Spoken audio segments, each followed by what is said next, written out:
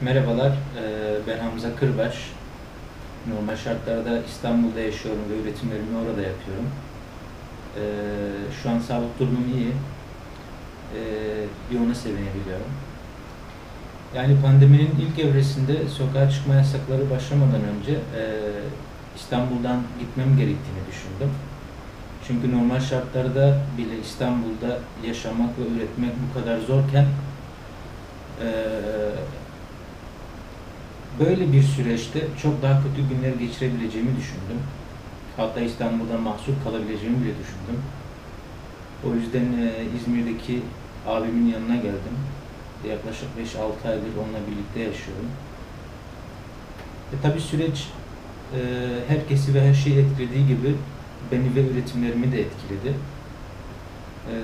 Evde kalmak olgusu bana çok uzak bir olgu değil. Çünkü yıllardır Fildişi Kulem'de yaşıyorum. Evde kalmak tabii maddi sıkıntılar çekmek anlamına da geliyor. Bunun için alternatif olanaklar bulmaya çalıştım. 3D bazı ticari işler yaptım. Yurt dışında fon sağlayan kurumlarla iletişime girdim.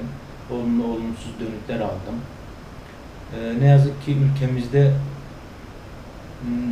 normal günlerde bile maddi sıkıntılar çekerken böyle bir süreçte hayatta kalmak daha da zorlaştı. Bu süreçte Brezilya'da, Macaristan'da ve Madrid'de serilerim vardı. Bunların bazıları iptal oldu, bazıları ertelendi.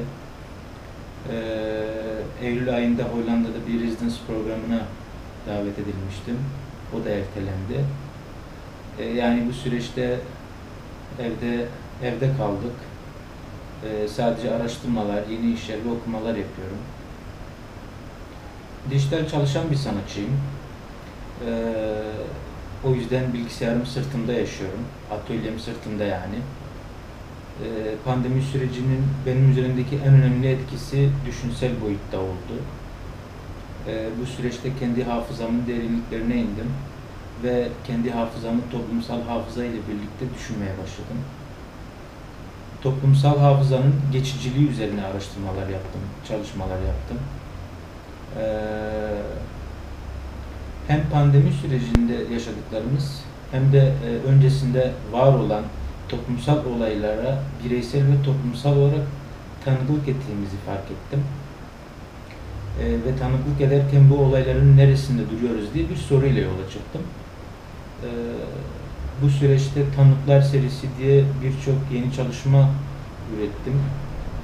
Yaşadığımız an ve önceki süreçlerin olduğu melez yapılardan oluşan enstalasyonlar, 3D video yerleştirmeler, 3D kompozisyon, görseller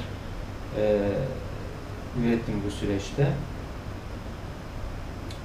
Tabii bu süreç çalışmaların bazılarının hayata geçirme noktasında olumsuz etkileri oldu. Fakat dijital çalıştığım için projelerimi dijital ortamda hazırlayabiliyorum. Dijital mecra bu konuda bana avantaj sağlıyor diyebilirim. Yani bir işi, hadi bir enstalasyonu yaptım, üretim aşamasına çok daha sonradan geçebiliyorum. Çünkü proje olarak, 3D olarak yapabiliyorum yanında. Bu süreçten sonra geleceğe dair tabii ki tedirginliklerim var ama umutlarım tedirginliklerimin daha baskın duruyor. Asıl tedirgin olanlar sanatın ticari kısmında olan bazı kurum ve kuruluşlardır. Bunu bu süreçte gördük zaten. Gözlemlediğim kadarıyla bu tedirginlik kısmında sanatçıların tedirgin olmaması gerektiğini düşünüyorum. Sürekli çalışan ve araştırma yapan biriyim.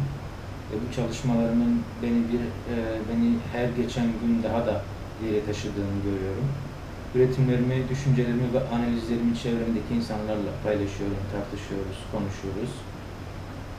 Çalışmalarımı uluslararası alanda sergiliyorum. Durum böyle olunca kendime olan inancım da artıyor ve yaptığım işi içselleştirerek ilerliyorum. Yani mücadeleye devam ediyorum. Teşekkür ederim.